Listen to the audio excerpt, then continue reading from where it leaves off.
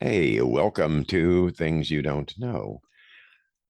Today, we're kind of delving into some of the reasons why we actually do this podcast and hopefully shedding some light on some other things too.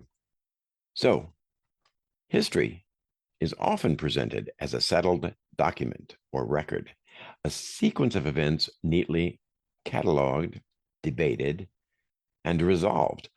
That's a comforting fiction, or shall we say lie?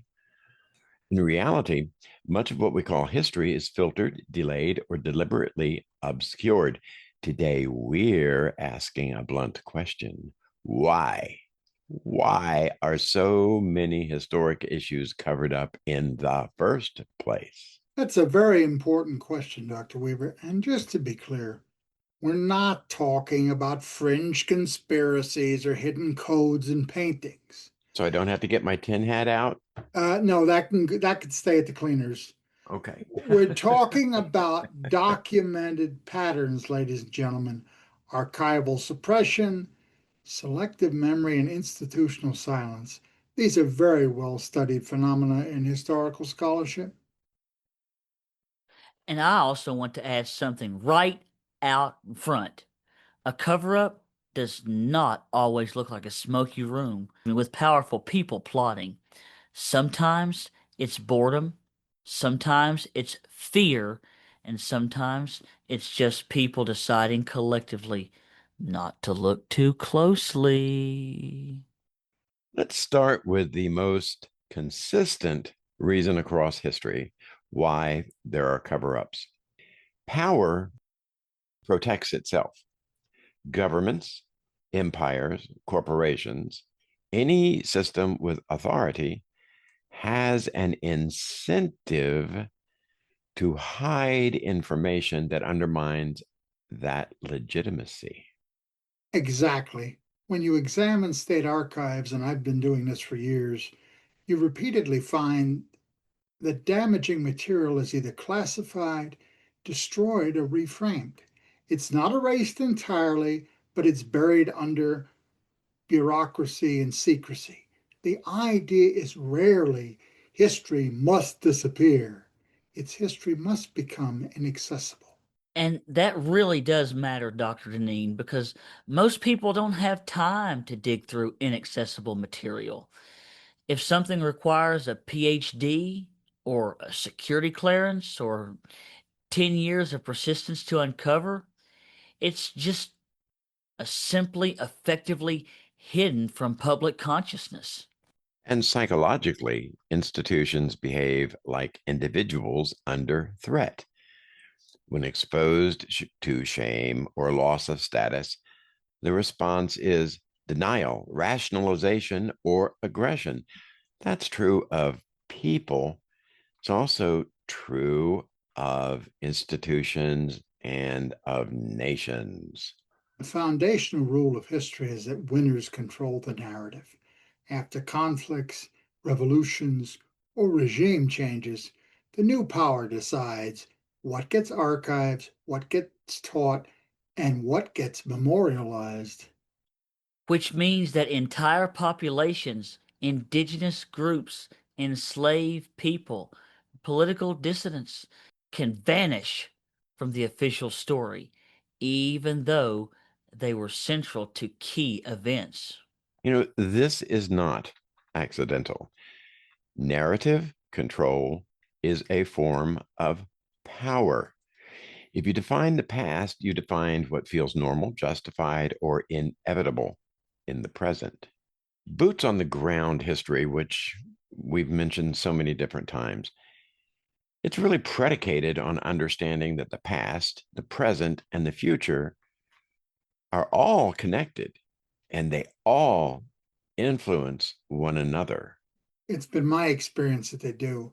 Historians often encounter this problem of what's been ignored or lost decades or even centuries later. You open an archive and realize the silence itself is the evidence. When records are missing in systematic ways, that absence tells a story. Bias, and we all have it, is the lens through which we view a story. Even in non historical events, a classic example is if three murder witnesses independently asked about a murder, they're going to have three different stories of the same event. Now, I want to talk about money and economics and money interests because money is one of the strongest silencers. It's true what they say, baby, money talks. If telling the truth threatens land ownership, labor systems, or profit margins, the truth suddenly just becomes complicated or even uncertain. Yeah, yeah, that's what they say, isn't it? It's complicated or it's uncertain. Very right. Moral language often enters after economic interests are secured.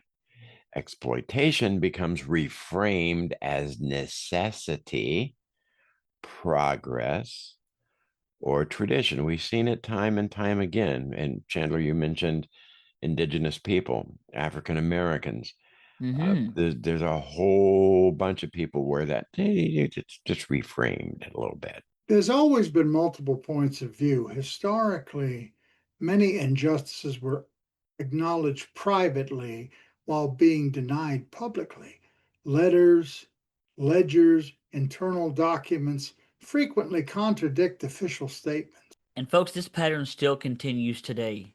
If acknowledging harm means lawsuits, reparation, or regulation, then delay becomes a strategy and time becomes a shield. Indeed, it does. Things blur over time, don't they, Chandler? Yes, they sure do. Makes it easier to cover up. And more obscure. We can't tell what really happened. Mhm.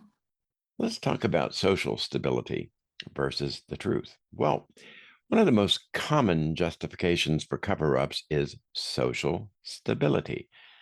Leaders argue that the public can't handle the truth. That would cause panic or unrest.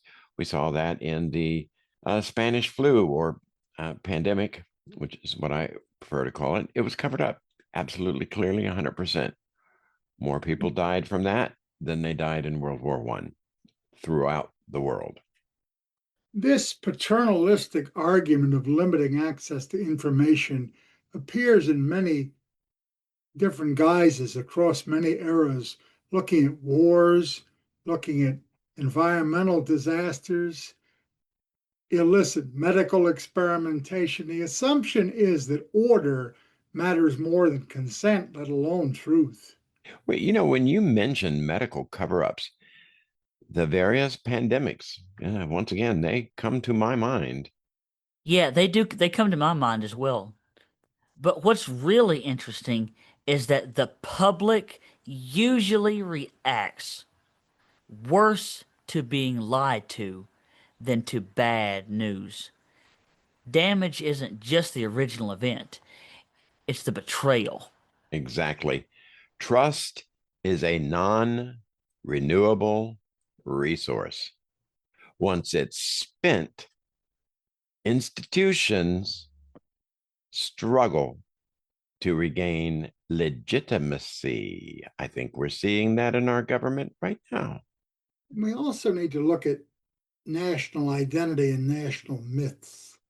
Every every nation tells itself positive stories about heroism, progress, and consistent moral clarity. These myths serve a purpose, but they also flatten reality. And anything that complicates the myth, like genocide, exploitation, or internal violence, gets minimized or framed as an exception. Yes, indeedy. Psychologically, people resist information that threatens identity. If a nation's self image depends on being righteous, democratic, evidence to the contrary feels like an attack rather than a correction. Which is why textbooks often lag decades behind academic consensus. Educational systems are conservative by design. I want to turn our attention now to bureaucracy and passive cover-ups. I think it's very important to say this clearly and right straightforward. Many cover-ups do not require malicious intent. They do not require malicious intent. No, they emerge from bureaucracy.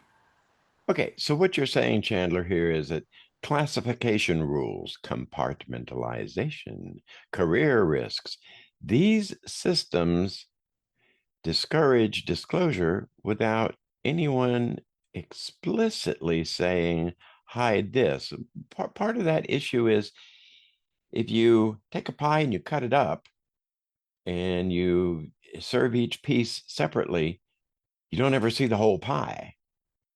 And bureaucracy is a great way for that to happen. The pie gets split up. Not everybody knows everything.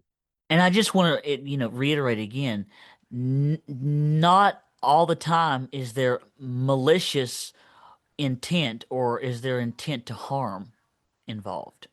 From a historian's perspective, this fragmentation of data and viewpoints is one of our hardest obstacles. The truth is fragmented across agencies, departments, political jurisdictions, and points of view. So no one person sees the whole picture and no one feels responsible. In other words, if the information is compartmentalized, then no single person is going to have each and every one of the facts. Yes, let's look at time. Time is perhaps the most effective tool of all. Delay long enough, and witnesses die. Evidence degrades, and public outrage just kind of fades. The ultimate expression of that is that most historical truths surface only after they no longer pose consequences. The revelation becomes symbolic rather than politically, legally, or morally actionable. Which raises a very hard question, which unfortunately I don't have the answer to. Is a truth still justice if it arrives too late to even matter anymore? I rather think no, that it doesn't. It doesn't still, it's not justice. It's certainly not democratic. No, I think it's a missed opportunity for good justice. Yes, I would agree with you. Me too. So when we ask why historic issues are covered up, the answer isn't mysterious. It's power, money, identity, and fear, and they all converge into one massive ball. We need to remember the Star Wars approach we got in middle school is not correct. History is not a neutral record, it's a contested space, one shaped by who had the authority to speak and who was silenced. And the lesson for the present is simple but quite uncomfortable. If we assumed our era is immune to these patterns, we are repeating them. In other words, if we don't know the complete, non-fragmented history, then we are doomed to repeat it. Yeah, history doesn't hide itself. People hide it. And usually they do so because someone or some agency or some institution benefits from your not knowing.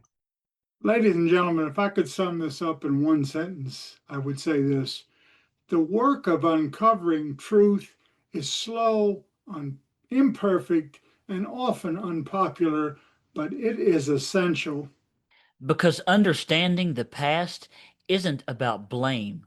It's about recognizing patterns before they repeat and getting to the truth before it is too late. I agree. That's where we're going to leave this.